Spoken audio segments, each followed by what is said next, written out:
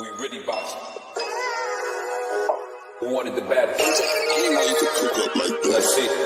Oh, we boxing? Yeah, we boxing. I need that belt like it ain't no other option. So we punching and weaving and blocking. Defeat ain't an option. Let them know. Shoot a video, put it on BVO. Let them know. Every time I punch, it's a heavy blow. BVO, bound to hit like bricks cause it was set in stone. Let them know. I ain't getting body, but I'ma hit this flow. Yeah, way more than a show. This is BVO. It's time for another raffle brought to you by the JBT. Our first item is a new 10th generation iPad with a liquid retina display which shows off beautiful color and has plenty of power for all your handheld computing needs. Great for work, play, or just movies on the go. How much is it to enter, you ask? Just $10. Or you can catch the deal with 3 entries for just $25. It's easy to enter. Just cash app your entries to $JBT Network 1. That's $JBT Network 1. Our second item is a set of Konichi Bear Bluetooth noise canceling headphones. Great for gaming, movies, or travel. As the second prize in this great raffle. Our third item is a Ninja brand air fryer.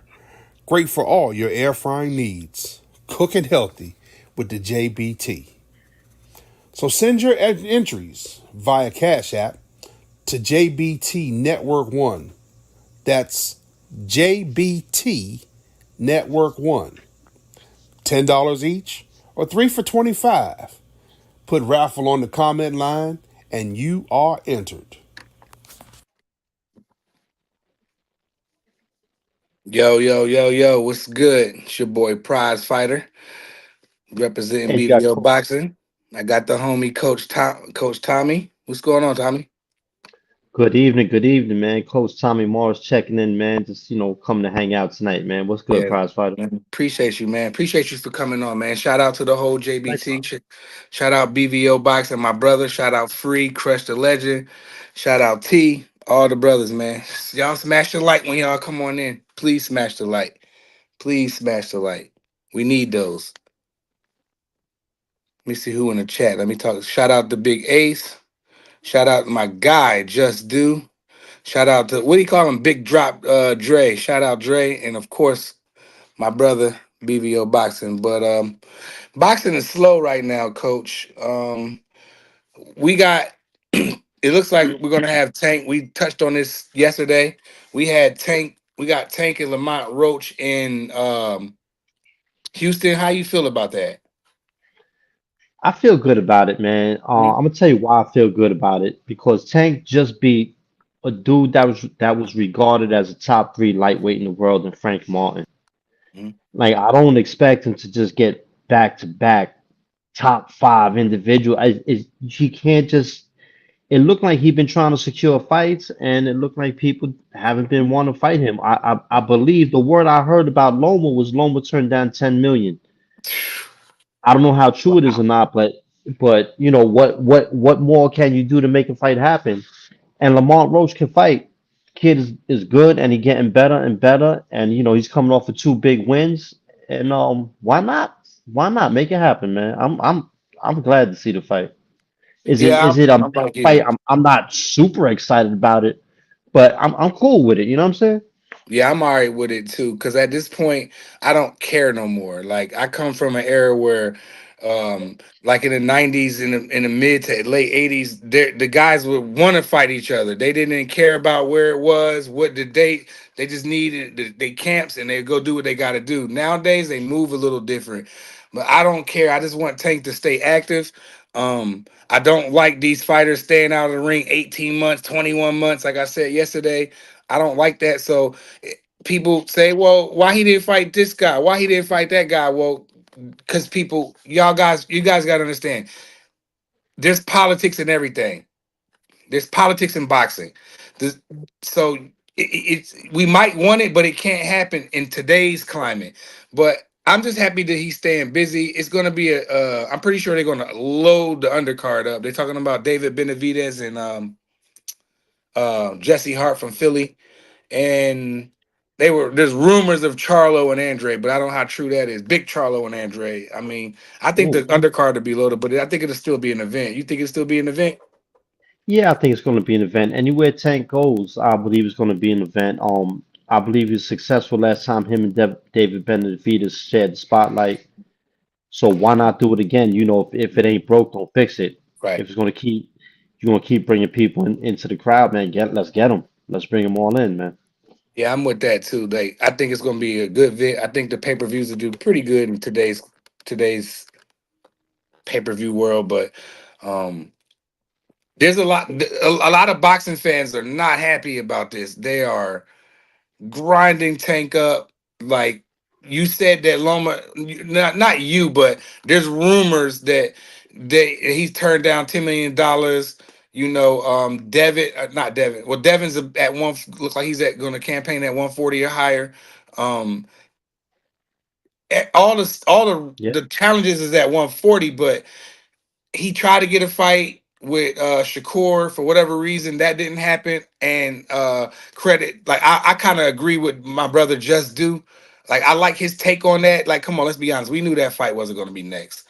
So I don't know why everybody got all excited like that. But again, I'm just happy that Tank is staying busy because I don't know what else y'all want him to do. Just not fight, and then he go out there and get beat. And y'all was like, well, he was out of the ring for 22 months. So like, I don't know what he's supposed to do at this point. I'm not a Tank apologist. I don't go overboard with the Tank stuff like some of these other channels and some of these other fans.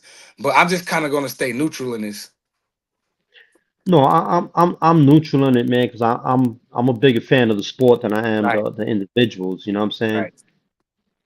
But Shakur, yeah, I think Just Do is dead on with that. We all knew Mm-hmm. that wasn't gonna happen. Mm-hmm. You know, it's just not, man. They're gonna let that marinate a little bit more, and not for none. I think we're at the point where we want to see Shakur do something good. He don't necessarily got to take on the greatest competition in the world, man, but we want to see him really start stepping into some shots, man. Really put a beating on somebody again. He hasn't done that in a while. He can. He We've can. seen him do it. You know what I'm saying? Like look what he did to Jamel Herring. And Yeah, that was that was his his friend. best performance to me. And that was his friend. You know what I'm saying? You beat the hell out your friend like Yeah, he that. You know did. what I'm saying? Kid got a vicious streak. Oh damn, there's another point I wanted to touch on. I forgot, man. Go ahead. I'm listening to you, Price. Now I'm with you. Like I thought that was Shakur's best performance. He was in his bag. I mean, he was throwing body that jab to the body. He was doing everything that I just need him to. I need that from Shakur. If we're gonna talk about Shakur, I need that from Shakur. What he did in that hearing fight, I need him to do Yeah, that every fight. He walked to him, like you know what I mean. He was doing everything. So, but I think as far as Shakur go, I think he probably would be Tank's biggest challenge, and in test until the fight is over. Cause we all know what Tank do. He got that one special, L2 button or whatever, like back in the day. You know what I mean? That left yeah, hand is no joke. No joke. So I mean, yeah, but I don't know what people want him to do at this point. He seemed like he made offers, and the guys didn't want to fight because it take two to tango. Like when Bob Arum was saying, one of his fighters, I forget who it was, he doesn't want to fight. You know what I mean? What do you yeah, want me to do? You don't want it, Bob. If Bob want to fight, you go turn it down. Bob said it, so these guys are turning down fights, man. I don't know. I don't think they like money no more. I was telling Crush and D Free the other day. I said I don't think that these young bulls like money no more. Cause who turns down an ace? Imagine somebody turning down Floyd Mayweather. Like if Sugar Shane or yeah. Cotto or one of them turned down Floyd. Come on, man. I kind of think it is. I kind of think we got two things going on. Juan Claudio, shout it out, Chan. Yeah, Uh, Juan, uh, that's my uh, dude. I think we got two things going on, right? Because if you look at back in the days, with the exception of very few, the Muhammad Ali's, Sugar Ray Leonard's, the Hector Camacho, these dudes weren't making money like that, so you kind of had to be in the ring more.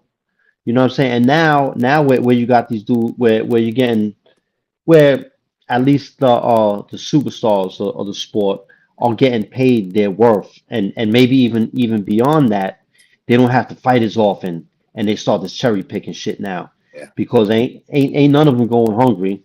Ain't none of them worried about paying rent next month, next year, next 5 years. Not amongst the very top of the sport. You know what I'm saying? Hmm. So it's kind of like damn. And if you're gonna be a fighter, to me, if you're gonna be a fighter that you're only gonna fight every 14 months, 18 months, 2 years, now I want to see a big fight every time. Every You know, time.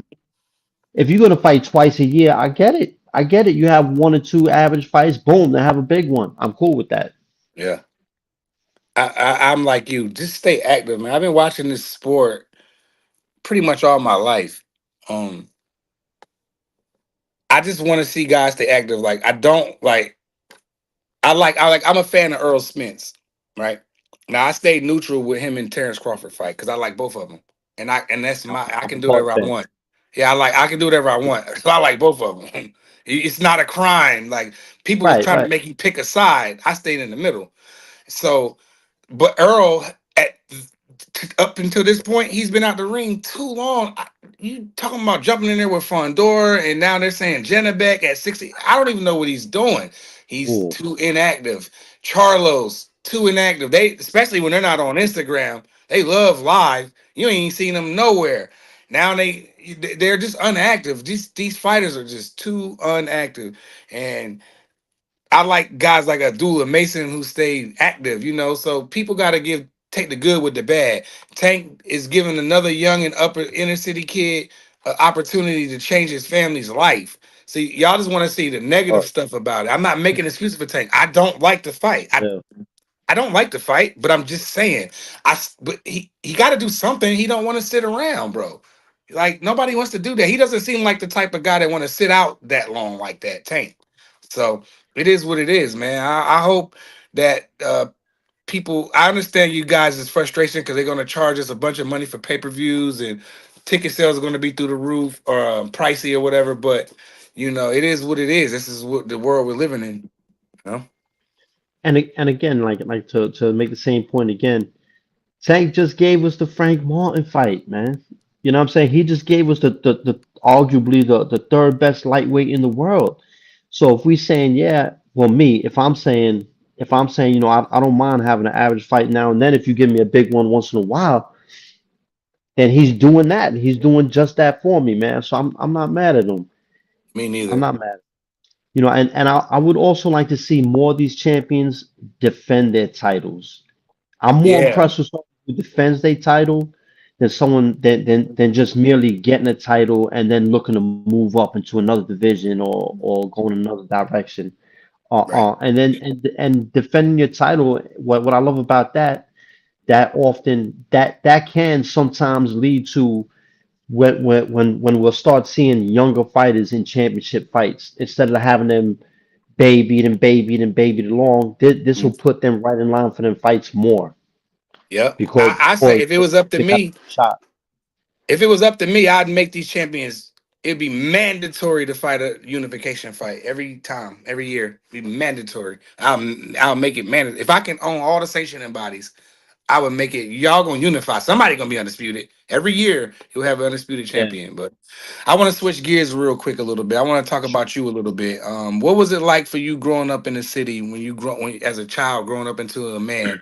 Like, what was it like for you out there in the city? Because New York can be treacherous. Yeah, You know what I mean? So tell us. I yeah. want to get you familiar with some people that may not be familiar with you.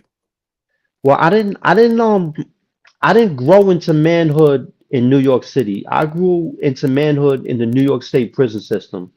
You Mm. know what I'm saying? Because I got locked away in my teens. Yeah, I Mhm. spent all of my teens incarcerated. Between the age of 13 and 16, I was in and out of juvenile institutions.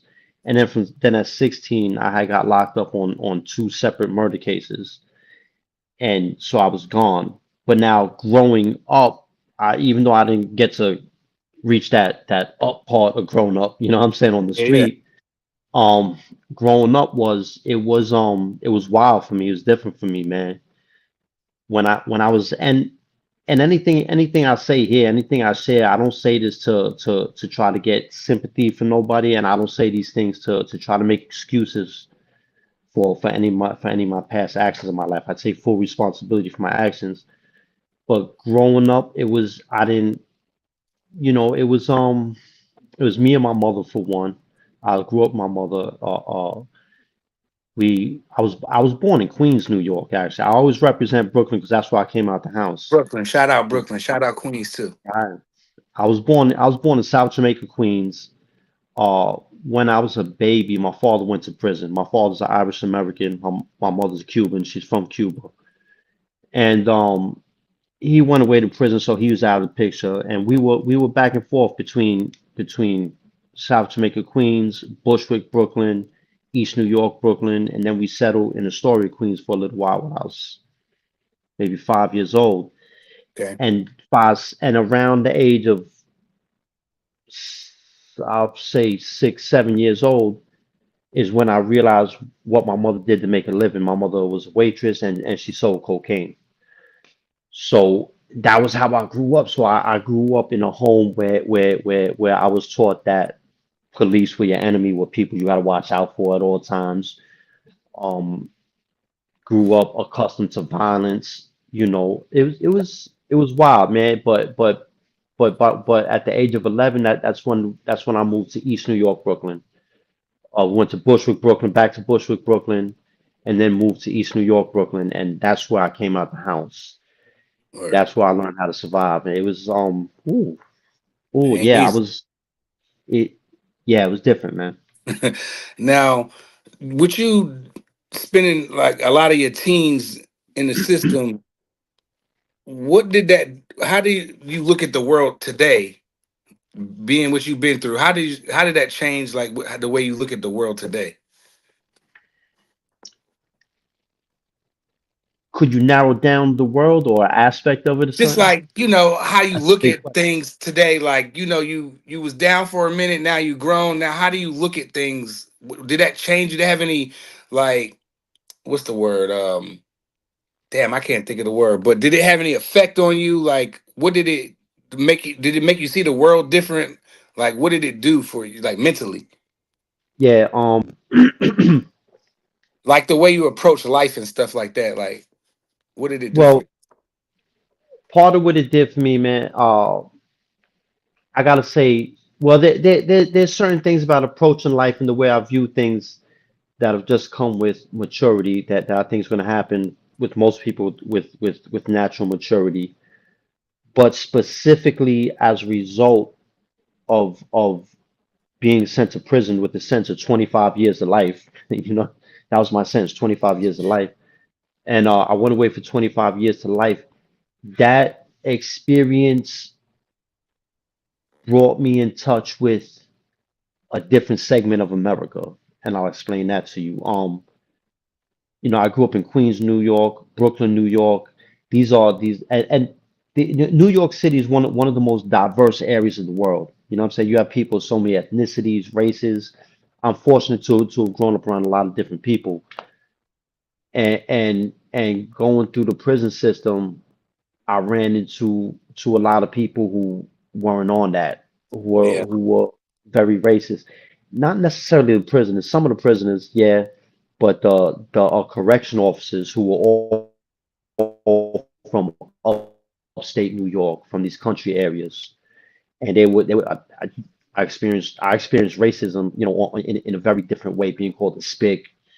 I had one cop every time he see me call me Jose, stupid shit yeah, like that. You know what I'm saying? yeah. Corny stuff, sucker Definitely stuff. racism from yeah, racism from other prisoners. Like I experienced that hard, and that was different for me. It kind of threw me for a loop because I wasn't used to being in environments like that. I Right. was used to being growing up with a real diverse range of dudes, mostly Hispanic, you know what I'm saying, but a few white dudes, several black dudes. So we just had a real diverse crew, and it was never really a thought like that. And that was something I had to confront in prison on different levels, Yeah, and because it it's made me definitely view the world segregated there. differently.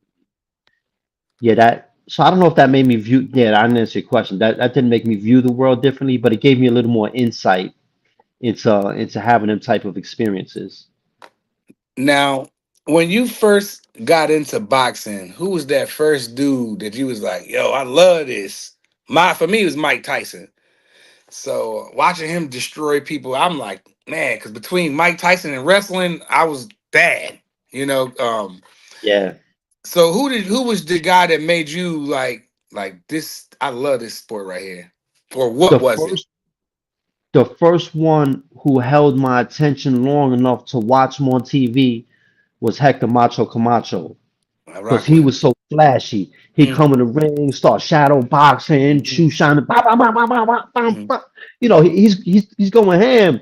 You know what I'm Yeah. saying? And he's like spinning. He's always dressed flashy. He got Drippy, that super drippy. curl. The little You know what I'm curls, saying? spinning curl. Yeah, Yeah. yeah, yeah. Yeah, that's my dude. And he caught my attention. He caught my attention early, and that's when I started watching boxing with my godfather. Occasionally, my mother. My godfather was a big fan of Larry Holmes. I didn't like him because when Larry Holmes, I didn't like him then because when Larry Holmes was heavyweight champion, I'm 4, 5, 6, 7 years old. To me he was boring. Hector Camacho was exciting because he was Yeah, throwing he a lot of was. punches. You know what I'm saying? And then I discovered Sugar Ray Leonard. Sugar Ray Leonard, love Sugar Ray Leonard. My mom's put me on the Sugar Ray Leonard. You know what I'm saying? Because she was a Sure. boxing fan. My grandmother Uh, hated Sugar Ray. yeah, She liked it Hagler. She wanted really, Hagler to kill him. Yeah. yeah. Well, But I my would say guy it was was Hector Mike though, Camacho. Hector. I rocked with Hector though. Hector Macho Camacho was fun to watch. He, like you said, he always entertained. He, from the time he walk out till he get in the ring, then when he get in the ring, he entertain you some more. And Hector was fun to watch, man. Especially me being a young boy. Hector was he was definitely one of them guys. When he was coming on, like you knew you was gonna get a show. You feel me? You knew you was gonna get a Yeah, show. So, and we don't got nobody really like that. Not like that. You know what I mean? But like I liked Prince Nassim too. Like he was another one of them dudes. So didn't like him. you ain't I like did. I, him? I was He I ain't was fight one that nobody though. wanted to see him get knocked out. Yeah, he didn't fight nobody except for, was it Kevin Kelly? I was surprised that he won that job. I ain't gonna lie. Oh, what's the Irish dude he fought, man? The pocket rocket. Wayne McCullough. Ah, man, I think it was. I think that's his name. I know you're talking about that dude. I know you're talking about That was though. a nice fight. That It Kevin Kelly was. fight. That Kevin I was Kelly fight. shocked that I didn't think he could beat Kevin Kelly. I was like, he don't fight. Man, Kevin Kelly, man, he Prince, that was a good fight. They both went down. That Yeah, it was a good fight, and Prince ended up winning. But when he stepped it up even to the next level, Marco Antonio Barrera ruined him. I don't think he never yeah, fought again after that. I don't remember. But yeah. I That's said, like, as a young boy, Hector Macho Camacho and Prince was definitely a couple of the best entertainers out there. They was real flashy. They was doing all of that, man. They was in there. But let me ask you another question. sure. Why Tank? Why does it seem like Tank fans or the fans is dissing him right now? Like, why does it seem like they're? Why do you think that the fans are not approving of this fight? Should I say it like that? Why you don't think I, they do? I think Tank is in part, I think he's being held to a high standard because he's so highly regarded, right? Heavy is the Yeah, crown. How's the saying go? Heavy is yeah, the crown, whatever it is. But to wear that crown is a lot of burst, a lot of responsibility.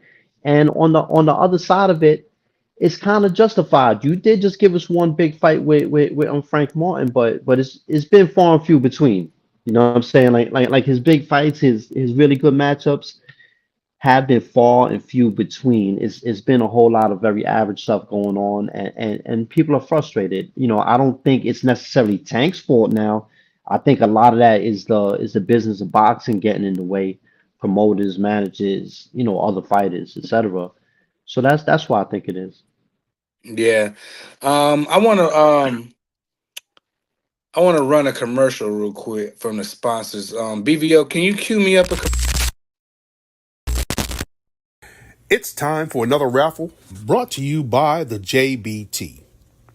Our first item is a new 10th generation iPad with a liquid retina display which shows off beautiful color and has plenty of power for all your handheld computing needs.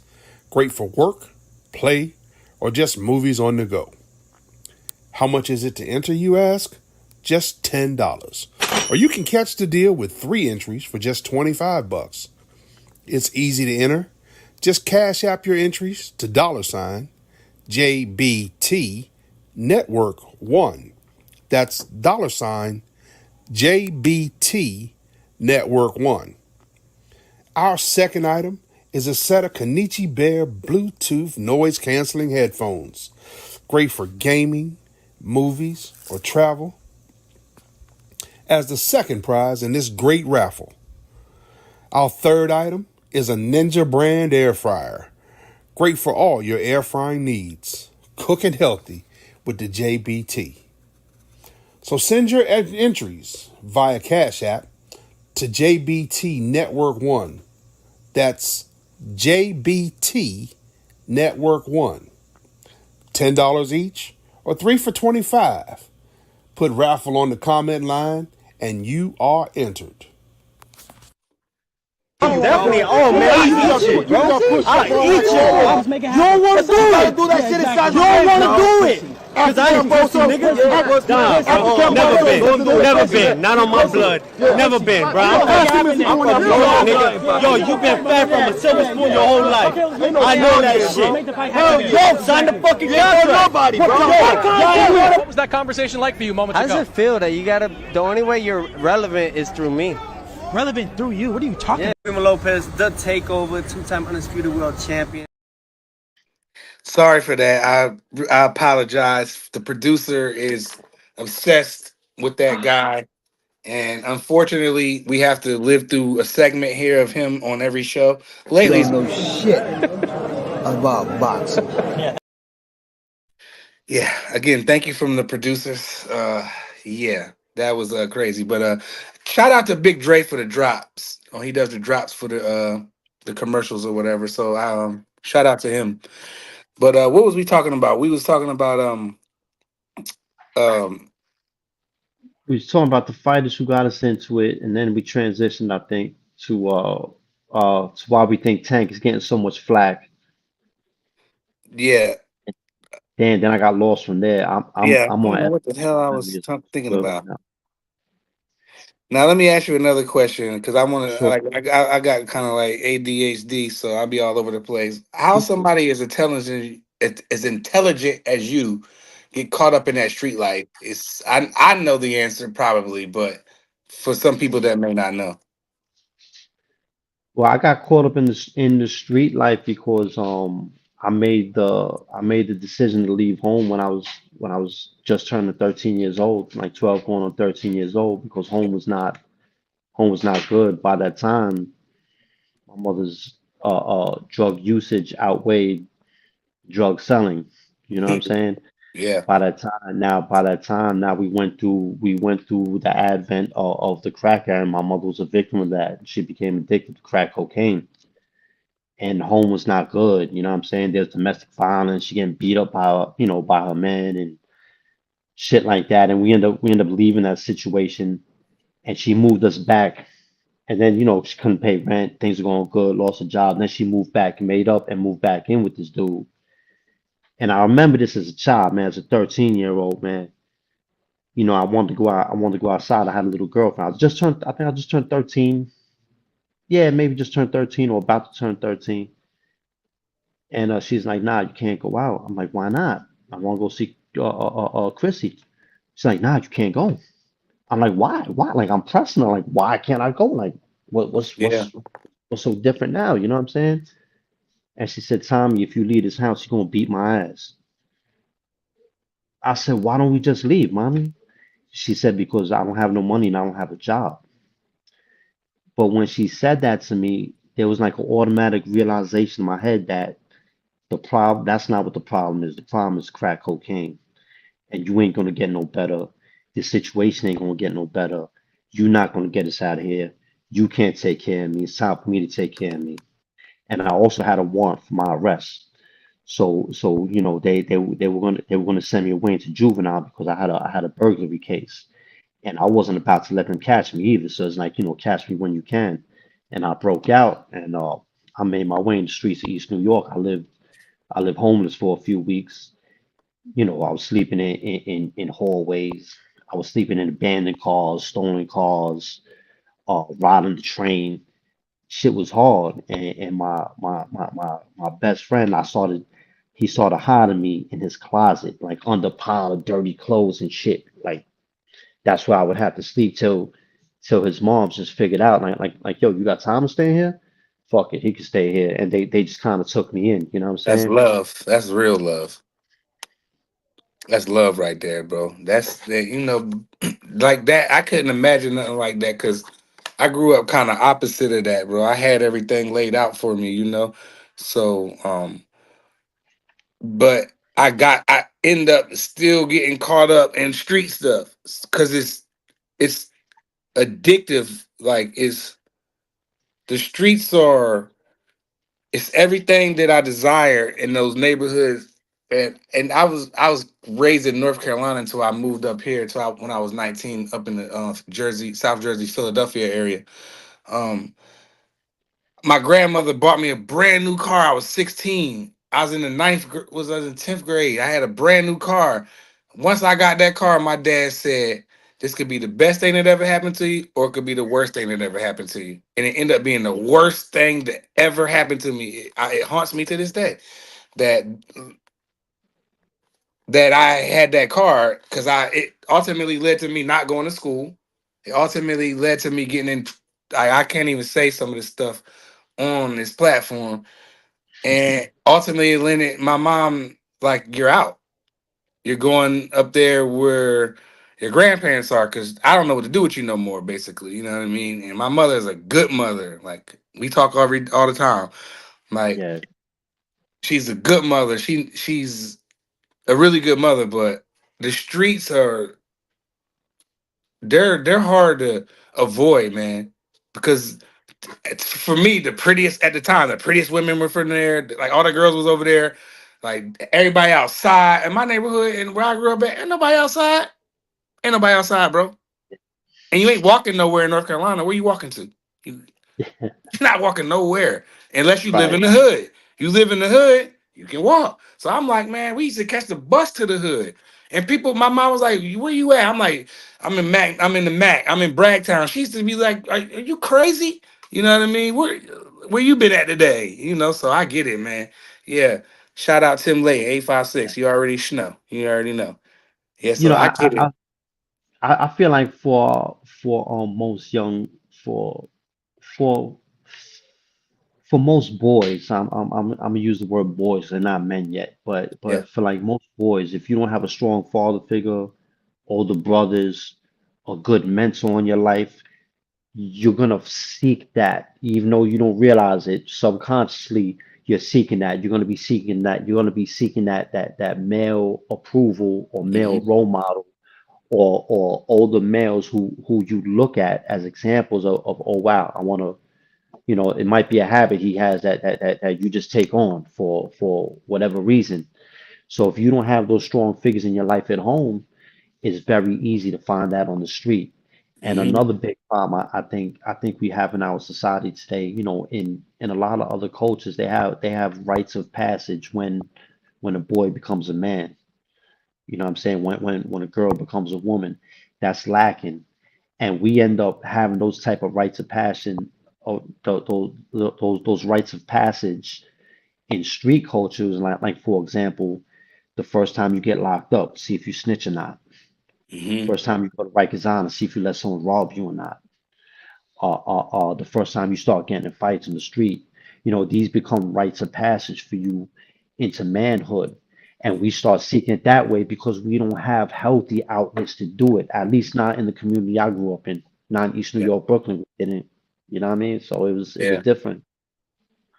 Well, when I was younger, we wanted we wanted to be like the Wu-Tang Clan and stuff like that. You know what I'm saying? So we always used to be like, we didn't know because like back when I was growing up, we was kind of like, we from the East Coast, we from the West Coast, we from down south. We're North Carolina, where we from. So we didn't have an identity for a while as me growing up in the 90s or Yeah, whatever. You know what I mean? So I used to look up to the New York guys. They was cool with the Avirexes and the chains and the watches and the Gore-Tex, and I needed all of that stuff. And my mother, yeah, I could have got that stuff, but my family's that family that don't do that. my grandma, they not gonna just go do that. Spend $500 on a jacket. So I had to figure out how I was getting it. And the stuff that I was getting it was, was not. I wouldn't approve it to Right. anybody. Yeah, I'm probably about 10 years older than you, so I was seeing similar things in the 80s, but I'm seeing Eric B and Rakim, Yeah, Big Daddy Kane. Then when you start getting to the late 80s, dudes started, wearing slacks and silk shirts and I wanted that, you know what I mean? And I remember I'll never forget this. My best friend, the one that his family basically took me in, his family situation wasn't good at all. It was bad. He was in the street already. He was 2 years older than me, so he became my mentor. And like he was, he was that dude. He could fight. He could fight. mm. He had a knuckle game. He could fight as a kid. He used to beat up grown men, 14 years old. He a little skinny dude. Always had girls. And like he always had the girls. He Like that sound was like me, man. I don't know. He sound like me. Yeah, he was that dude, but he was like a big brother to me. And I'll never forget one day we was on the corner and it was a crew a Spanish Puerto Rican drug dealers in my neighborhood that at the time they all had Cadillac Sevilles, like 1977, 1979, 1980, the long Cadillac Sevilles with the spoke rims, the rag tops, all that. And there was like four of them in a row in different colors, red, green, brown, white, all coming through down the avenue playing music mad loud. And we're standing on the corner and we're every day we're like robbing and stealing. We're breaking into houses, we stealing Yeah. car radios, we stealing food out the store. I swear to God, I used to love going to get system, man. Yeah. Yo, we was going to the Chinese food restaurant with a $5 food stamp bill when the food stamp used to be an actual bill Yeah, from his mom.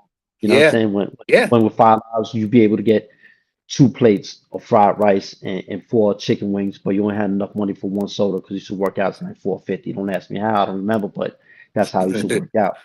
But I remember we seen these cars come by and we know who all these drug dealer dudes are, they celebrities.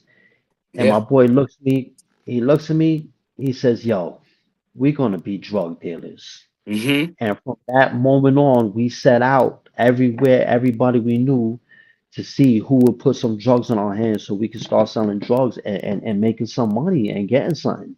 You know what I'm saying? Like we didn't have nothing, Yeah. nothing. I And was it more into the looked crazy like a stuff too. viable route. It looked like, I'm sorry, but it Go looked ahead, keep like cooking. it was almost a legitimate job in my neighborhood to sell drugs.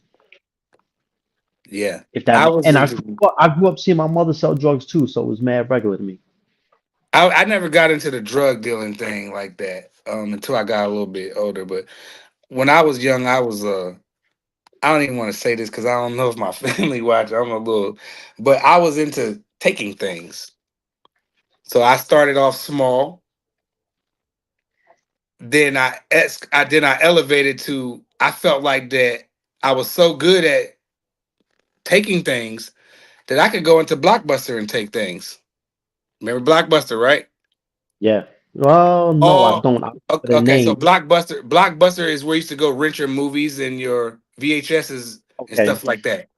Blockbuster Okay. Video, make it a Blockbuster night, right? Before Oh yeah, Netflix. yeah, yeah, yeah, yeah, yeah, yeah, yeah. Okay, Now, right. yeah. Man, all right, man, all right. So I felt like I can go in there and get all the Sega games. I did that. Never got caught. I eventually got held up because of my mother caught me, but they didn't catch me. I Then I elevated to how I want to use the proper term, firearms down in North Carolina. So I ended up going to gun shows, and then I since then elevated by getting firearms, and then I'm gonna leave it at that right there. Once I Yeah. was able to get one, two, three, four. First time I only did one. The second time I went to the gun show, Yeah, I had I would leave four. that one to that champ. I had I ain't four. gonna lie. Now, mind you, I'm 14. No, I'm 16 years old. I had the car. I had the car. Now I'm 16 years old. The second time I went, I got four. Then the third time I went, it's like eight. Then it turned into 12. Then it turned into no more shows around here because the guns are missing. And ultimately, I kept getting caught by my mother, not by the police. My mother was the one that was knocking me off, and then people was talking because I had it booming. And after that, once I had my son, it was a wrap. But I want to switch gears real quick again. How did you get into fitness, Coach? Tell everybody how you got into fitness. I got into fitness in prison. I got into fitness in prison when I was about 19 years old. I was in Great Meadows Correctional Facility, which I believe recently got closed down. It's a maximum security prison. I was 19. I just left Rikers Island, Camp State. I was 5'10", about 142 pounds, like rail thin, and I went into a dangerous predatory environment, where a lot of these dudes were, dudes I seen 2 years ago that was 150 pounds. I go upstate, seeing 2 years later, they look like Evander Holyfield or some shit. Right. And Husky. damn, whoa, what happened? It's and again, it's a predatory environment where people were getting robbed, extorted, and then going in there. This is the wrong complexion in New York State prison. It might help me in other avenues in life, but it didn't help in New York State prison. Let me tell you that. So now I'm being targeted. You know what I mean? Because I'm skinny. I look as white as can be, and I Yeah. look like a kid, 19 years old. You know what I mean? So I was like, man, I gotta get in shape. I gotta be physically in shape to start, enduring battle. You know what I'm saying? Yeah. And and then that had led me into learning how to box, and that was my love, and that's when I really really learned about fitness. That's what's up. I Um, eventually, I my eventually phone is started going training crazy with. right now. I just got a new iPhone. I don't know how to mute this thing. I'm getting like crazy text messages. Let me try that. Can you still hear me, Coach? Yeah, I can hear you, champ. I think I just tried to. It has a mute button on it, so I just tried that out for the first time. But um, how so while you was in prison, right? Yeah. So how did you protect yourself through boxing? Like, yo, because you know how they like to rumble, man. So how did you protect yourself and keep yourself out of from getting trashed? And I ain't saying you never lost a fight in there or nothing like that. I'm just saying you know what I mean. Like how did you protect Well, yourself? well, initially, how I protected myself was with a razor blade, because it was easy to move around. Hmm. I'm a little skinny dude. I wasn't winning too many fights in there. That wasn't happening. I was on the wrong end of them decisions, and you get tired. Yeah, you stand up for yourself as long as you fight. But That's damn, cool. But if you steady losing them, you still look like an easy target. You know what yeah, I'm saying? So word. you got to find a way. So I said, you know what? I may not be the toughest dude, but I could be a dangerous dude. So it started with a razor blade, and then eventually, knives. You unfortunately, I'm not saying I was running around on a regular basis getting in this shit, but I think it became known that if you put me in a corner, I'll use it. Trust me, I walked away from many beefs in prison. There's been situations where I just didn't want it. Listen, I don't want no part of this one right here, champ. Let's just let me just Yeah, walk away. You know what I'm saying? straight I'm not like that. saying I was Yeah. a tough guy. I'm not saying I was a tough guy at all, but I became dangerous in a certain way. And the best thing that happened to me was learning how to box in prison, because it built my confidence more. It allowed me to not so quickly rely on a weapon. Whereas before, man, I might be scared of a dude because I know, man, this dude, he'll be quick to cut me with a razor blade or something, Yeah. a scalpel. His main thing was a scalpel at that time. But once I knew how to use my hands, I was like, I'm not worried about a razor blade. I don't know anybody at all who ever got killed from getting sliced with a razor blade. None, Right. zero. You might have an ugly scar. I'm one of them, as you Yeah. see from the back of my Yeah. neck. But that's life. It's part of the program. You know what I mean? You win some, you lose some. I'm not I'm Yeah. not No worried doubt. about that. Life is a different story. For sure. Knife is a different story. That when it's someone who know how to use that thing and they're really serious about using that thing, Hmm. that's those are dangerous individuals, man. And especially someone who's willing to take life. Is it was dangerous, man. It was dangerous, man. But learning how to box was one of the best things that helped me. And and first and foremost, the one thing that helped me more than learning how to box was developing self-respect and learning how to respect other people. Yeah. That's your number one self-defense in life is respecting yourself by respecting other people. Once you respect other people, it eliminates probably 80% of the bullshit. But there's an art to it, man, and you learn as you go, because what respect means in one situation could not may not suffice in another. You know what I mean? Yeah. So in jail, like, did that make you become more violent? Like, while you was in there, did it make you more violent than you was before you got there, Um, or you was already like, yo, it is what it is, man. By the time no, you got in there, it made me more violent. It made me word. more violent because when I was on the street, I wasn't getting into too many fist fights. I was a punk. I was losing fights on a regular basis. Like I hated fighting. I hated that. But then once I'm selling drugs and people started shooting at us and stick up kids started robbing us and now we started playing with guns. Oh, I wasn't on the losing end no more. I'm Hmm. not I'm here. Thank God. And I'm not proud of anything I've done, but for however God had a plan, I'm still here. I'm still standing. Yeah, I But feel like that I'm too. I'm but I'm humble because I know the damage I've done. I understand the depth Yeah, of what I've done, the way I've harmed whole families. You know what I yeah, mean? And I don't feel good about that. But yeah, I don't know, it's hard to explain. yeah. I'm pretty sure I let my mother down so many times, bro. Like, I can't imagine if my son did that to me. I mean, he did stuff, but not to the magnitude of what I did, bro. Like, I was doing too much, and I appreciate that my mom even still we still close, like, you know what I mean? Because I was really doing the most, bro. You How know, old are you, Prime? I'm 42, but them firearms was addictive. You know, I grew up around gangs. You know, I stayed neutral. Nobody, I never been jumped it before. And they like, oh, we gonna jump you in, woo, woo, woo. I'm like, ain't nobody finna jump me, do nothing. I just gonna wear white t-shirts. So I was wearing white t-shirts before people was wearing white tee because I didn't really have a choice. Because not because where I lived in my environment where I lived, because where I stood most of my time, I stood most of my time out there more than in my house. So, I I was obsessed with them Jones, dog. I could break them down, put Yeah. them back together, change.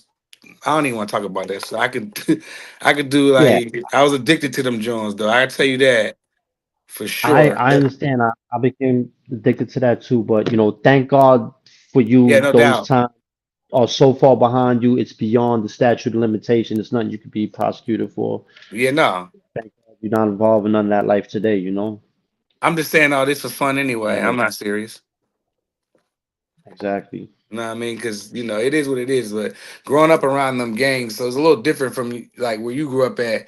Because y'all had blocks, right? If I'm not mistaken.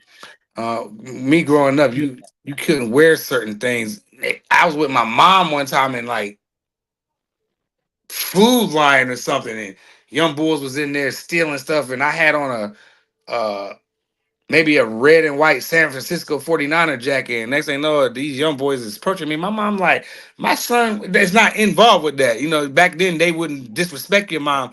They would have cussed her out today. And they probably would have cussed her out. They probably Right. would have did something to me. But since it was respect that the young boys had, they did have respect for the adults. Some of them didn't, but the majority of us did. You know what I mean? My mom's like, my son ain't in, y'all, what are y'all talking about? Where he from? He lives over here. He ain't from over, she on her high Yeah. horse, so you know what I'm saying. So I get it, but that street stuff is addictive, and I advise all young people to, if you can stay away from it, stay away from it. Go to the boxing gym, go play basketball, do something else.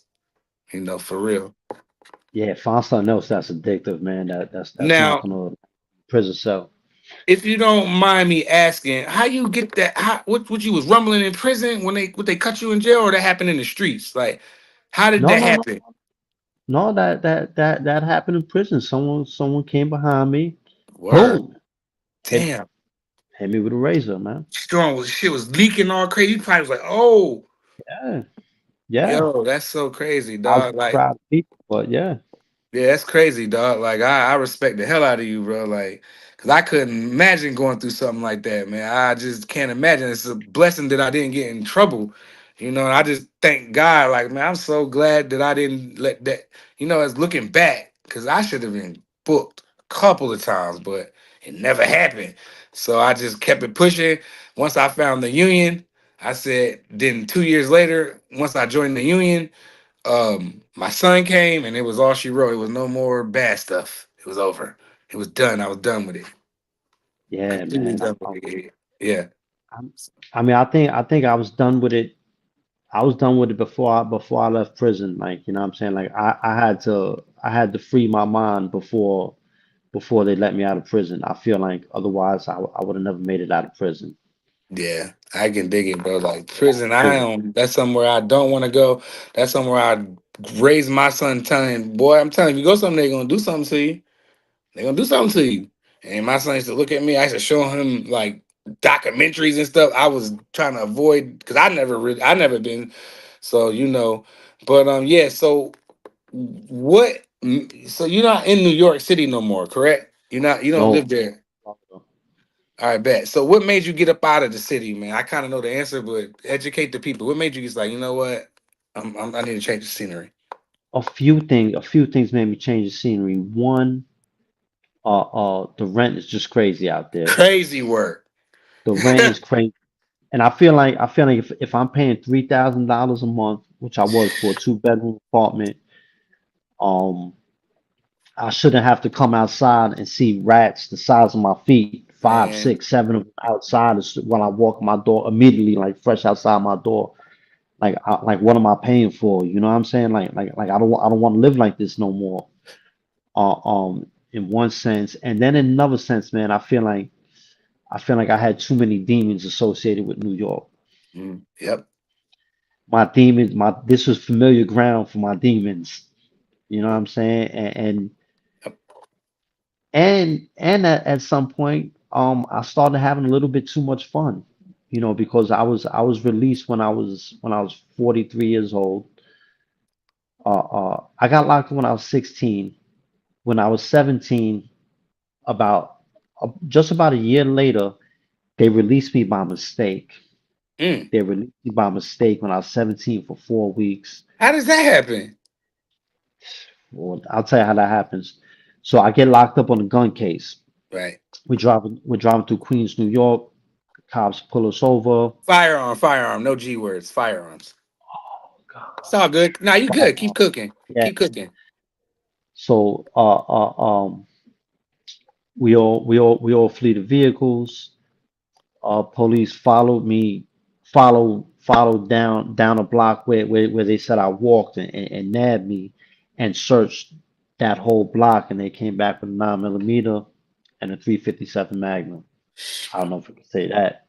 You know what I'm saying? It's firearms.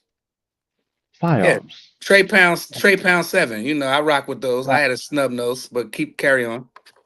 Yeah, and then and that landed me on Rikers Island, and then when I was on Rikers Island, these firearms had matched ballistics. They ran ballistics on them. These firearms matched two different Yeah, I mean, yeah. homicides. Well, let me ask you this. Let me ask you this, Well, Tommy. hold on, BVO. I would like to welcome BVO on the show. My brother BVO decided to come to work tonight because the interview we doing right now is so fire. He couldn't resist. So, as my people, this is who y'all wanted. The Asiatic black man is here. My brother, BVO Boxing. Salute to my guy Prize. Yeah, I'm you not, already. my bad, Tommy. I'm not throwing Came on the track all crazy. Let people know you in the house. Somebody he might not have seen that down there. But I gotta say this though, man. I appreciate you coming through, man. I'm sorry I'm not feeling the best, but I gotta ask you this, man. When you talk about being in prison and you talk about just the trauma of going through some of the things you went through, man. Let me explain to me how lonely that was. That had to be the loneliest place in the world, man, to be in prison. You know, I say all the time that in prison you're never alone because it's so jam packed with people, but you always by yourself. You're never alone, but you're always by yourself, man. Because you know, for the oh man, I'm just kind of a loner by nature. Like I'm not a big crowd kind of dude. I'm the kind of dude that I'll have one or two main friends that I'm mad tight with. That I'll be crazy tight with, and those would be the people who I really associate with. But that whole big crowd, I just wasn't with it. You know what I'm saying? Like I wasn't with it. In some ways, that was bad because I isolated myself. And like when it came to like times of warfare, a lot of times it isolated myself and it put numbers against me. You know what I mean? Because I was I don't know that's just And how it and, and, I, was. and when you talk Mhm. about that, I kind of want to know this as well. When you spend so much of your time in prison, do you ever feel like, you know what, man, I really wasted my life doing the street thing? Yeah, yeah. Yeah, I wasted all of my teens, all of my 20s, all of my 30s, and into my mid 40s. That's Straight. that's that's You know what I'm brutal. saying? Like straight. Yeah, and the reason I say that is when you're going through different things in the inner city, man, I think it's very hard for people to understand that you making these choices as a kid. You're not a grown man, but you kind of pay like you're a grown man. And I'm actually, so what was it like growing up? Because people don't understand, you would be 30 years old in jail and still be a kid. How did you grow up? Well, I grew up basically in prison, man. I started, I'm someone I'm very observant, you know what I Hmm. mean? I'm very observant, and there was a few things I say I observed consistently in prison. Hmm. A few things, just like on the street, there's a few things I observe consistently. I observe that stick-up kids don't last. Stick-up kids either get murdered or they get long bids in prison. I didn't want to be a stick-up kid. I knew that. You know what I'm saying? Like that. It just wasn't me. I've done Hmm. it, but it wasn't me. Like I'll be feeling sorry for people when I rob them.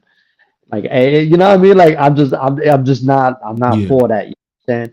But when I was inside, I noticed Hmm. some consistent things, and there was just a few dudes I noticed that amidst this chaos, amidst this predatory environment, amidst all this violence, that was like smooth as hell, man. That Yeah. these dudes were just smooth as hell. Like these dudes would, if anything, de-escalate situations. Like, and they would have certain characteristics, you know what I mean? And I noticed that they were all educated. Most of them were self-educated just by like Slow to reading. speak. Slow to speak. Yeah. And I was like, damn, I need to start reading a lot. And then another thing I noticed was that there was in the older dudes, like dudes who had like 15 or more years in, Hmm. it's like half of them was washed, Hmm. Damn. smoking cigarettes, eating honey buns, fat guts, and Mm. the other half of them was beast. Was like Bernard Hopkins in his 40s type. You know what I'm saying? Like these Yeah. dudes were in incredible shape. Yeah, health And nuts the, for the sure. dudes, and I realized that I'm not gonna see the streets until I'm in my 40s. How do I want to leave? Like these dudes who's washed, or these dudes who's like in some serious shape. You know what I'm saying? And I noticed consistencies, and the consistencies were a lot of dudes I seen who in serious shape. They didn't eat meat at that time. A lot of dudes in prison didn't eat meat because like they were just, I don't know what it was. It was kind of like a trend. I fell into that. They didn't eat meat. They all went to flexibility, and they was all about lightweight and calisthenics. They wasn't with all that crazy bulky shit. Even though some of them was big dudes, but they was big by nature in that case. You know what I'm saying? Yeah. So I started adopting those principles into my regimen, and and I credit for me, coming out, some serious. shape, being real and So, really learning my craft, and that's what allowed me to be a successful personal trainer today. I so got when you say certified that, while I was in. I mean, look, sorry, I didn't mean to cut you. So when you say that, I want to kind of dig into that part. When you say that, what would you say to somebody who, um, for lack of a better term, would say that they're addicted to the lifestyle that they're in, whether it's eating bad, whether it's not um handling problems, and they whether they're eating them or drinking them. What was something you would say to someone who's struggling, and what is a result of the struggles that they show that they're going through? That's a really good question, BVO. Hmm. That's why we need him up here, man, because I don't think I can come up with nothing like that. So someone who's struggling, basically, so you said someone who's struggling with an addiction or a bad habit. Well, the reason I say that is because I'll be honest. One thing about me, I'm trying to get myself back in shape, and I'll be honest, man, I'm a sugar addict. I think we don't Me speak too. about things in that same matter, because someone was drinking, like the way I eat candy and stuff. They'd be like, "Yo, you got a problem." But I can say I've been looking at myself recently and say, you know what, man, I'm a sugar addict. And I'm saying, what would you say to somebody who is an addict, and their addiction could be, say, whether it's food, alcohol, drugs? What would you say to somebody who's suffering and trying to escape that hell that Well, they're in? I would specifically say to try to replace that addiction with something healthier. Even if you're going to do it one day a week, even if you just say today, instead of eating candy, I'm going to eat fruit. I'm still Mhm. getting my sweets in. I'm getting some natural sugar in. I'm gonna eat that fruit instead. I'm not gonna eat the Snickers. So You know what I when you mean? say that, what would you say to somebody who doesn't have the access? It's a little different for like people like me who can afford fresh fruit. But what about those people who can only afford like canned fruit or something like that? What would you say to somebody like that? Could they eat that and still achieve those same goals?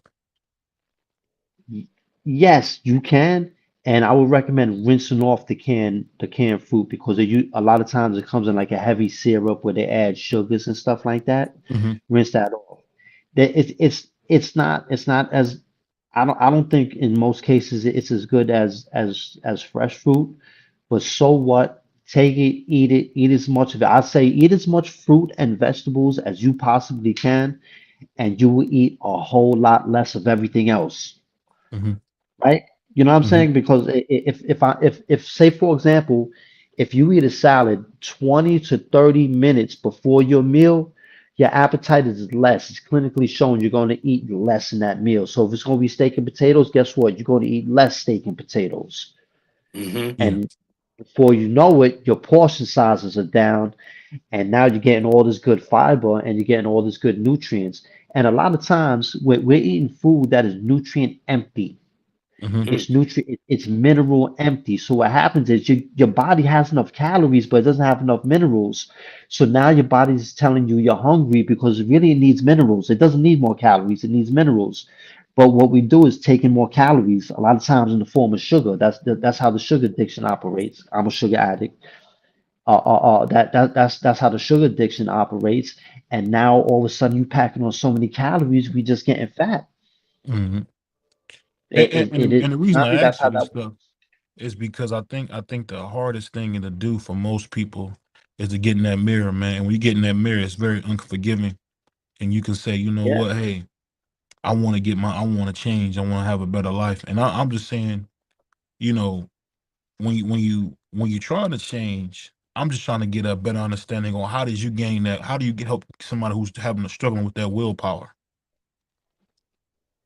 Someone who's struggling with their willpower, when someone's struggling with their willpower, man, I would ask them to start taking a look at their capacity, at their natural capacity to handle certain situations, and really start looking at what things in your life are just too much for you, right? It's beyond your capacity because likely these are some of the things that are driving you in that direction.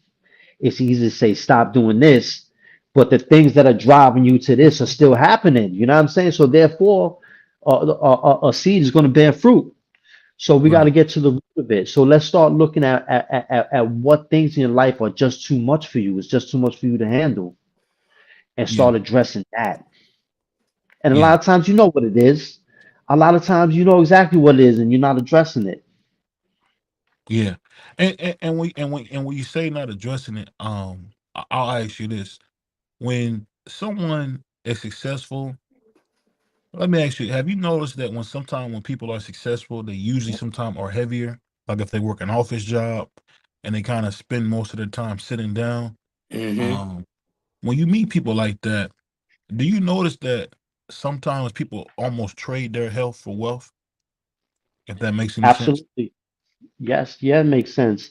And I'll tell you, I used to work out of a gym on West 19th Street in Manhattan, and it was a very wealthy clientele, amongst the wealthiest people in the city of New York, Mm-hmm. and I trained a few lawyers. Mm-hmm. It's amazing just to be able to train a lawyer because the hours they work are crazy. Even very successful lawyers. You think really successful lawyers just have like a whole team who's working for them and they kick back. No, no, they put in crazy hours. It's amazing they make it to the gym in the morning to work out. You know what I mean? Like everyone sees the results, but no one sees the work you put in to get there. Mm-hmm. No one sees that. You know what I'm saying? Like that's Yeah. that's a different part of it. And that's the thing I'm saying. That the thing that I've noticed is sometimes, like for someone like me or people I know that's had the success young, with me, coming up in the car dealerships, working 10, 12 hour days.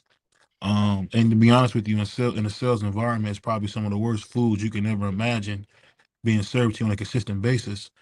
Um, it's no excuse for it. I guess the thing I'm trying to get a better understanding is when you are at that place, is there a pathway to regaining your health? Yeah, with that, like this one is one that I'll tell you right now, Hmm. I'm horrible at this. Damn, sorry about that. All right, relax. Yo, mama, relax. Come on, chill out. She All right, doing her job. She, you know what I mean? Something happened. Get back, man. yeah. She doing her You job. scared him away. You scared him away, mama. You did your job. Good girl. Yeah, sound good. All right. Damn, what was the question again? I'm sorry. No, I was Oh, just what would I basically tell saying, her? is Yeah, there I is there a got you. I pathway got you. back? All right. What I would tell him do in that situation, a really good option.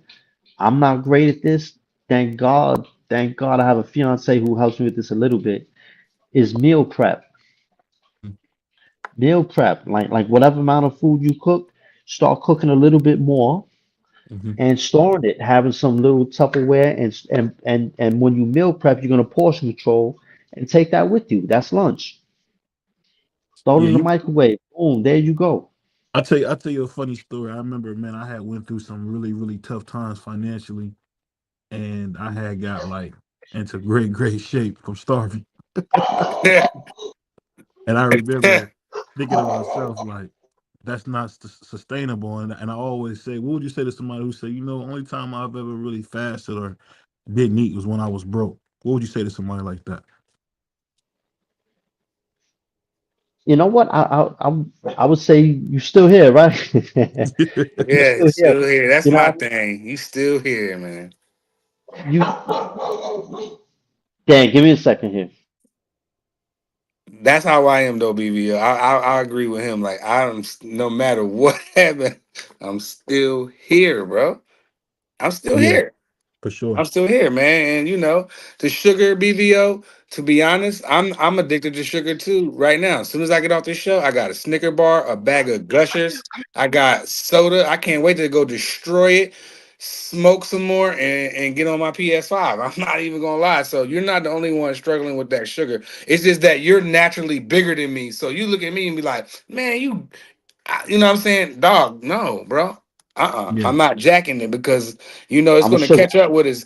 Now you eat all that damn sugar and we're gonna fall out in our 50s. We can't afford that. We have families, bro. We can't do that. We got kids. We have to change. We gotta, if you don't want to do it for yourself, do it for that little pretty little girl you be posting. Do it for her. If you don't do it for yourself, because I can't wait to go eat that Snickers bar. I ain't gonna lie.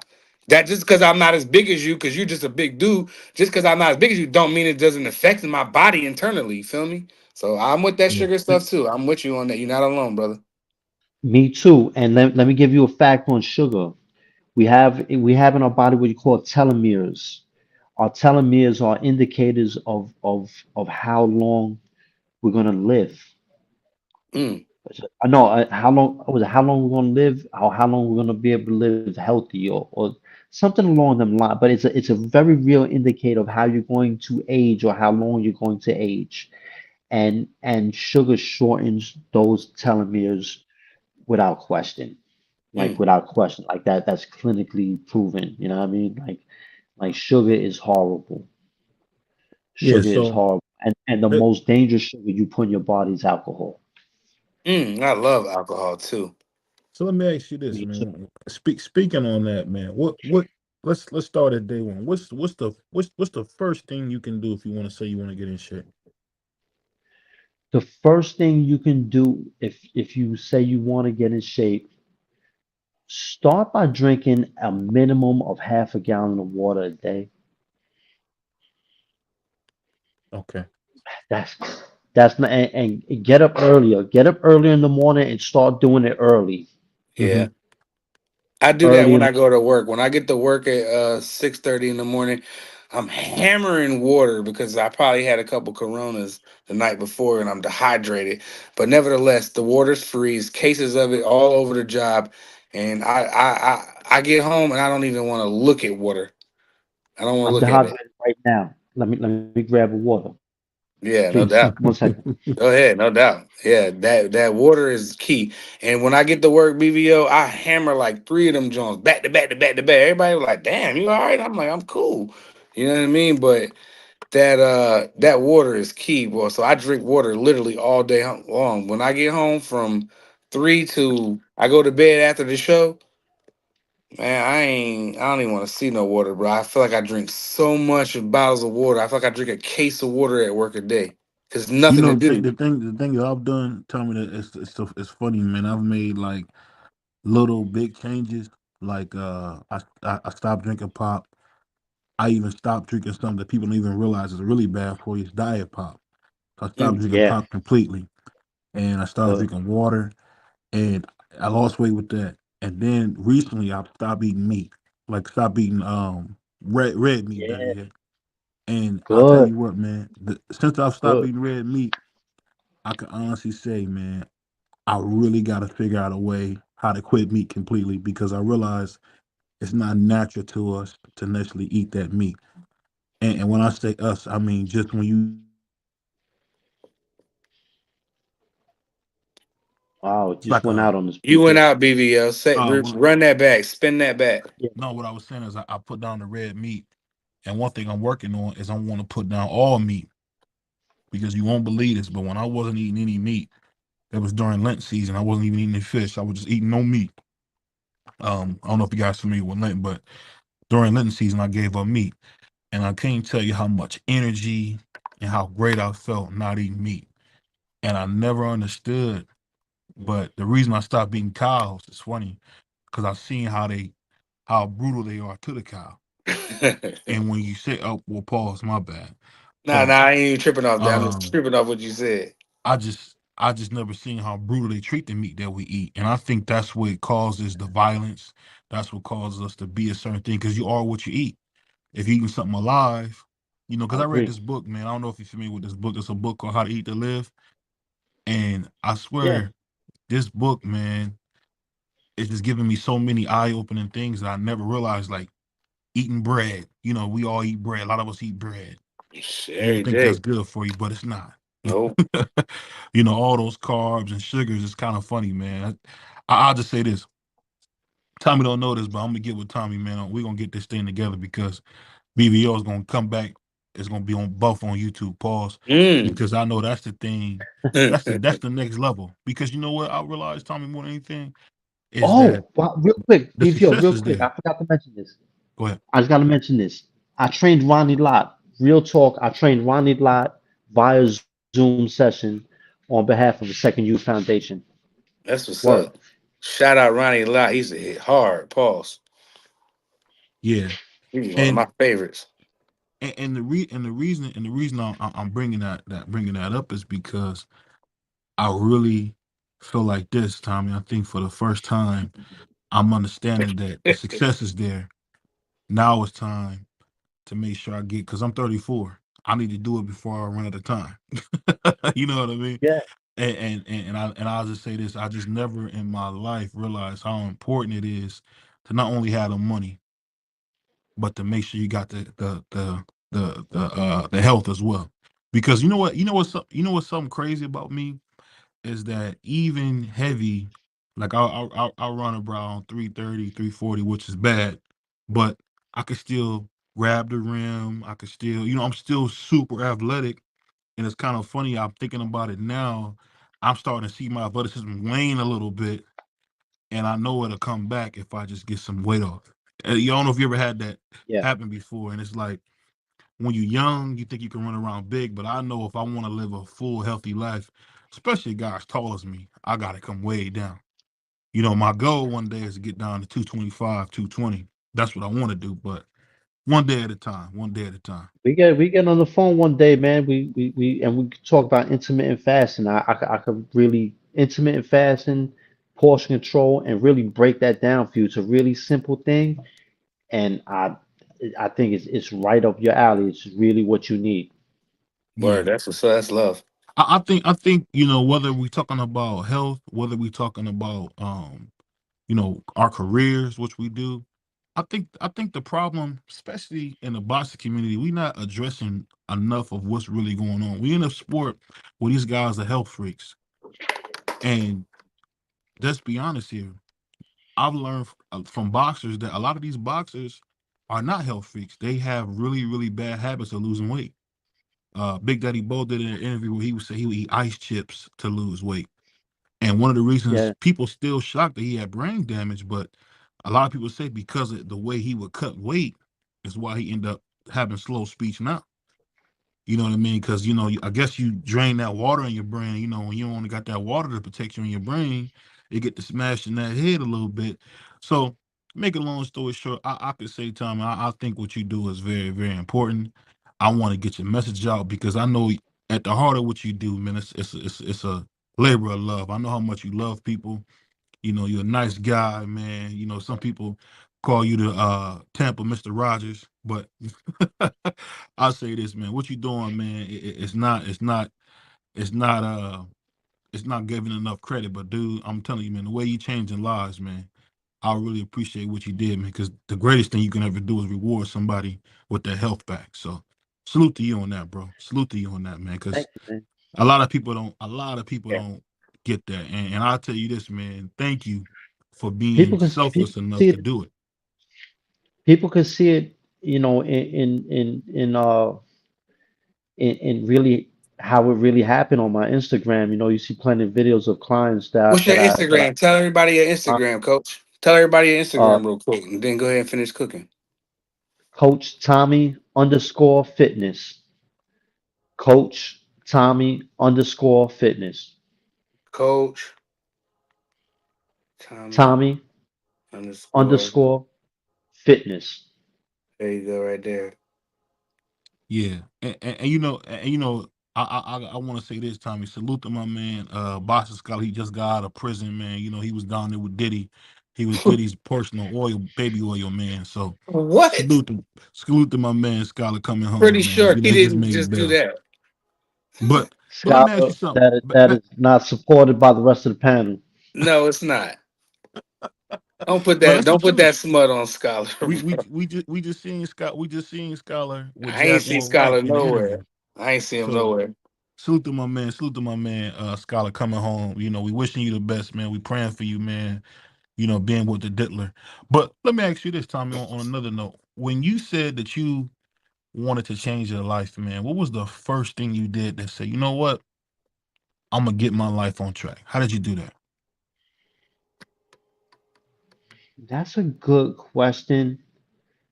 Um, I would say one of the things I did was when I committed to not eating meat in prison, which I did many times because it wasn't always sustainable in prison. It was hard to do at times, you know, because of resources and shit. But that was one of the things because it's the first time I started having any awareness of what I was putting into my body physically in my life.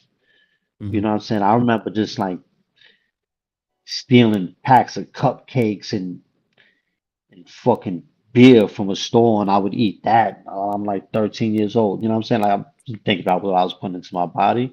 So this is the first time I was actually thinking about what I was putting into my body, where I was giving myself some kind of love. The first time I was getting in shape. You know what I mean? And I looked at I was like conditioning myself. I was conditioning myself for battle because even though I wasn't going out there starting it, you know, I just didn't want to be a victim. You know what I'm saying? Sometimes you ain't looking for it, man, but shit was happening in there, you know? Yeah, That was one of the first steps. and you know It's one thing I'll be remiss if I don't bring this up. You know, you being a native New Yorker, man, they got this kid out there, man. You know, this guy's been making a lot of news. You know, big fights. Probably fought some of the best guys in boxing history. You know, won a lineal title and one of the original 8 divisions. What do you think about this guy from Flatbush, New York, man? Teofimo Lopez.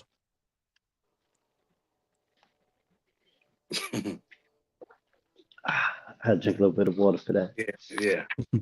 Do that. Teofimo, I think Teofimo's very athletic and talented, and I think he hasn't developed the way he could have developed under better training. Hmm. I think I think they've really, as good as he is, he could have been so much better. He's could have exhibited a lot more if he would have developed under better training. Uh, um, Somehow he still gets up for his big fights though. Don't sleep on him. You know what I mean? Somehow in the big fights he still rises to occasion and he has his best moments. And it seems that he kind of fights down to his competition. So it's I don't know. I think he has to do his thing at 140, even though making Hmm. 140 hard, because at 147, I think he would have to be very selective with his opposition because he has a smaller frame. He's going to be going up there with dudes who are naturally 147. You know, these are dudes who are going to have the speed of a lightweight, but they hitting like a middleweight. They right there in the middle of that 147 range. Hmm. That's what the welterweight dangerous. I think he better try to really stay at 140 and just and keep fighting, man. He's been turning down too many fights for me, man, and he's making it hard for me to support them. And then on top of that, he calling people monkeys and all kind of shit. Like Crazy. I can't rock with you, man. Yeah, Bro. and speaking of that, you know, they got another guy, man, who I think he fell in the bodega and broke his hand while he was mopping. Puerto Rican star Sugar Shakur. What do you think about him, man? I like Sugar Shakur. I like Shakur Stevenson. You know what I mean? I like him a lot, Sugar Shakur. Only Showbiz call him that. I don't know if he calls himself that. You know what I mean? But Shakur Stevenson. I like Shakur Stevenson. I love the way he maintains the distance. He fights the fight at the distance he wants to fight. If he's fighting at mid range, of course he wants to be at mid range. If he's on the outside on his bicycle, because he want to be on his bicycle. You know what I'm saying? You're not going to dictate. He is going to dictate the distance the fight is fought at, and it's really hard to get around that one ability alone, man. Hmm. Yo, he could box his ass off, man. I would love to see Shakur Stevenson fight Andy Cruz. Mm.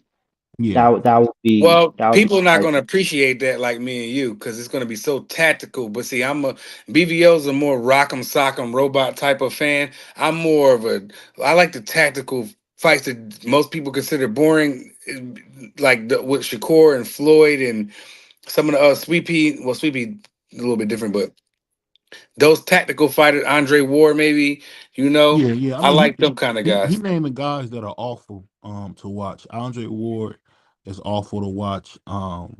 Floyd is Andre Ward was exciting. boring as hell to watch. That is a fact. Yeah, Except for he's when a he was horrible made to fighter, as fight. Canelo would say. He's horrible. He's horrible to watch. Nah, he wasn't a horrible fighter though. He was great. He just made it boring a lot But of it was times because fun. he That was had fun watching him Yeah. charging, use his head, use tactics, use Well, my every, my favorite fight with him was when he was on the ground when Kovalev hit him. That was my and he favorite got up and Andre beat him Ward. up. But I'll ask you this. When you talk about, you just named probably one of the most boring fighters in history, Andre Ward. Whatever. You think Shakur will be able to be more like Sweet Pea, or is he just gonna be a Why, boring right? fighter like Andre Ward?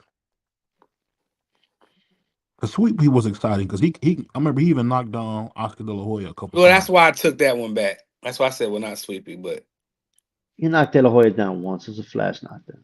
yeah, it was. But But it nevertheless, happened though. yeah. That's the It thing. happened. It happened. People didn't knock down It happened. De La Hoya. Well, No, it that's not happened. true. But I know you're a busy man, so I ain't gonna hold you long. I just got 2 more questions for you, man. So get back, man. Sure. Sorry, my dog's acting up. And I got one more. But Real I'll one. Yeah, ask you sure. this, man. When you see a guy, there's a guy that's a great supporter. Salute to my man Juan. But what do you think about those guys who are ultra biased because of someone's ethnicity, because of what race they are? Like I know Juan only likes Shakur because he's Puerto Rican. What would you say to somebody like that? I would say that's the beautiful thing about the individuality of the United States. Although everybody doesn't feel that way, everybody's not gonna just rock with their race and their ethnicity. Everybody don't do that. Mm-hmm. But you got the right to do that if you want to. You know what I'm saying? If you do that, I'm cool with that. Now it's different if you become someone if you start throwing out racial slurs against the opposition and stuff like that. Now you took it below the belt. But if you just rocking with, if you something that you like, yo, I rock with my own. That's what I do. Cool, man. That's just what you do. Like who am I to tell you can't do that or you shouldn't do that? Well, let me ask Yeah. you this, man. You grew up in New York, and I just want you to clear one more thing up. Am I wrong? But hasn't it always been that Spanish guys and blacks were brothers? Is that am I wrong? I always think that's how it's always been. Always, from what I know, not necessarily. Like a little before me, more like in like my father's generation and before, when you talking like 60s and shit, maybe not necessarily. Mm-hmm. But in the era I grew up, yeah. But it was a little bit different in different neighborhoods. You know what I'm saying? I can only speak for neighborhoods I grew up in, which was Bushwick and East New York. Mm-hmm. And in those neighborhoods there was like you always had one side you called the dark side and the light Yeah, side, right? a lot of Caribbeans One out side was there. more Puerto Rican, one side was more black because Mm-hmm. Puerto Rican was a dominant Hispanic population in New York City at the time. Now it's Dominican, but at the time it was Puerto Rican. And then you had a side that was predominantly black. But on the black side, you always had a bunch of Puerto Ricans. On the Puerto Rican side, you always had a bunch of blacks. You probably had a few white dudes on either side as well. You know what I'm saying? They still Yeah. existed in the 80s, 90s in East New York and Bushwick. And we were all pretty much good. You know what I mean? Yeah, what's that? I don't know. Is it Moreno? My man Puerto Rican Tommy call us Morenos or something. Moreno? Yeah. You know how to say it. What they call it? That's like I guess that's one of their words for us black people, Morenos or something. Yeah. Yes, And it's like a black dude. and when you say that, I don't know the actual literal translation, but I know just in slang it's just yeah, a term I grew up hearing just for a black dude, a moreno. yeah. Hey, we from the hood, Tommy. We know you're not racist, bro. You don't have to be right doing that. Yeah, We understand. yeah. Now, No, because I prize don't. Some of fighter these is words, I'm primarily speak English, yeah. so my understanding of Spanish isn't as well as others. Now, prize fighter is a racist. Now that's a different True. topic. That's a different brother right there. Don't let him put that smut He's a on my name. racist, man. If It's it ain't black, impossible it for ain't me to white. be racist. But I'll say this, man. Explain to me. Explain to me how am I racist? I want to know that. I want to hear this. Oh, we already know you racist. Tommy I knows say you racist. explain what gives you any indication that I'm racist. Every fighter you talk about is black. Blacks only. Blacks Because this, I blacks root that. for fighters from America, I'm racist. But all the Mexicans can root for the Mexican fighters. All the Puerto Ricans can root for the Puerto Rican fighters. But when I root for the Americans, they just so happen to be black. I'm racist. See? But wait, Yeah, what? you say that, but you don't even root for Elvis. Caleb Plant. Who? Elvis. Caleb Plant. That's what we I call rock Caleb with Plant. Caleb Elvis. Plant. I was just bigging him up yesterday on I rock with a yesterday's lot of Cuban show. fighters. I said Caleb Plant get busy outside and inside the ring. And Did no you hey matter his Tommy, do you know losses, that I he don't had care if those he pimples on lost. his back? Who? It- Pimples? yeah, what? Caleb Plant, he had a lot of pimples on his back, a lot of Man, what acne that on his mean? back. What that mean? Well, it can mean a number. It can mean a number of things. It could be caused from your diet because No, he's you've been juicing, eating man. like I know you too won't say much it, weight. Tommy. He's Man, juicing. get That out shit. of here. Don't we ain't putting He's that juicing, smut on man. his name. We ain't putting that smut on his He's name on his juicing. channel. No, he's not. Yeah, Allegedly, I can't put that on them. So allegedly. Although when you see a grown man with pimples although on his back, that is Some symptomatic of someone who does that. Yeah, I no can't doubt. But say until he's it's be part busted, I of don't the even want to information. bring it up. Word. Yeah, nah, we can't do that. I'm not no, bringing it up. I'm not. You know, I say what I won't say. I just noticed that Caleb Plant is getting acne on his What back, if people and just he's 30 have something bad years old. body acne, BVO? You know there's people in the world that has bad body acne. You know that, right? I never I seen it had pimples before. till I was 35 years old, man. Man, I still get but I be like, damn, I'm old as hell right now. And I still get this shit on my face. Like, come on, bro. Yeah, Well, I'm but about you to live a turn rough 50. lifestyle, I surprise. You turned know. 50. I turned What does 50 in that 4 mean? months after pimples. Like, Yeah. Prize live a rough life. You can't listen to him, man. He's a rough guy. But I'll say this, Tommy, man, we love you, man, and more important than anything, man, I want to help in any way I can with your journey, man, because I like what you're doing, man. I like that you was able to change your life. You know, you down there in Florida. I believe you're getting ready to have your first little one. So many great things yeah, happening for you, man. I'm just happy for you. Congratulations, brother. And you know what, thank you. man? God always blesses guys like us, man. For sure. Those guys who came from the bottom, who didn't have an opportunity, because you spoke on something that a lot of people don't realize. When you don't have parents, Yeah, man, and I've seen it a lot in the hood, especially I grew up in the projects. It's very hard not to get in trouble when you don't have parents, because what I didn't have in mother and father, I had the greatest grandmother in the world, and she kind of gave me the vision, man, on what I could do. And I'm just glad that you were able to find your way. Because you know what, man, we need more brothers like you, man. You know, you're very nice, kind guy, always wanting to help. I'm telling you, bro, people see that, man. People see the kind of man that you are. And I appreciate you, man, because you don't have to be that way. I really appreciate you, man.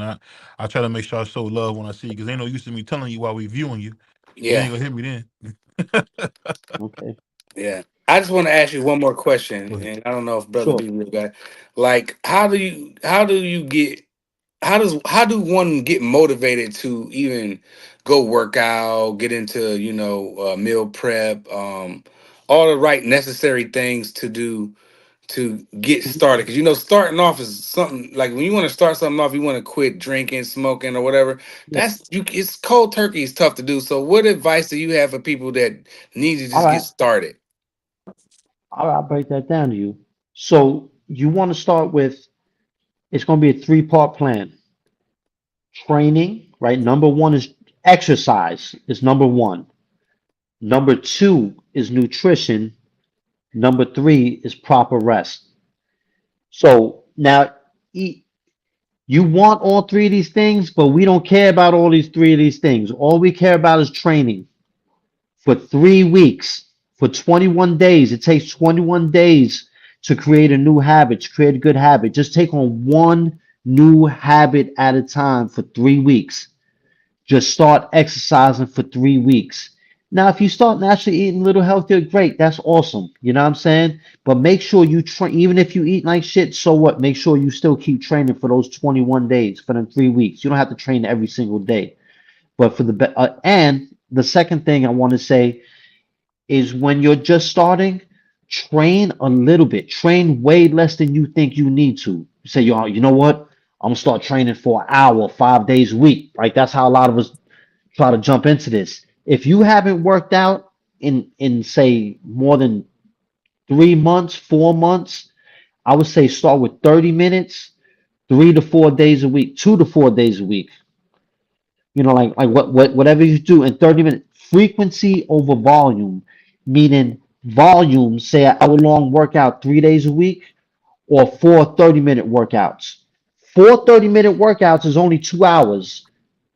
3 hour workouts is 3 hours, yet you're going to get more results from the 4 shorter workouts because that is 4 days that you got your metabolism revved up, sped up, and your body's going to burn more calories. Your body's going to burn calories at a faster pace on at least 4 days that week, as opposed to only 3, even though you worked harder, even though you worked out longer.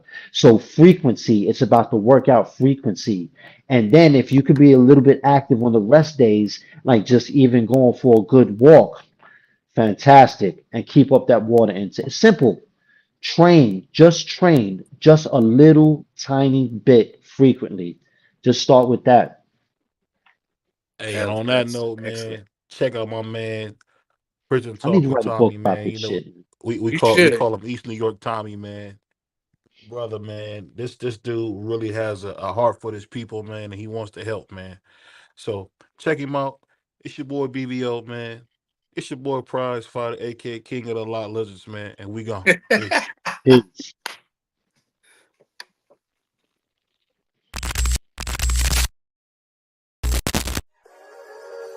We really boxing. Who wanted the baddest? I didn't know you could cook up like that. Let's see. Oh, we boxing? Yeah, we boxing. I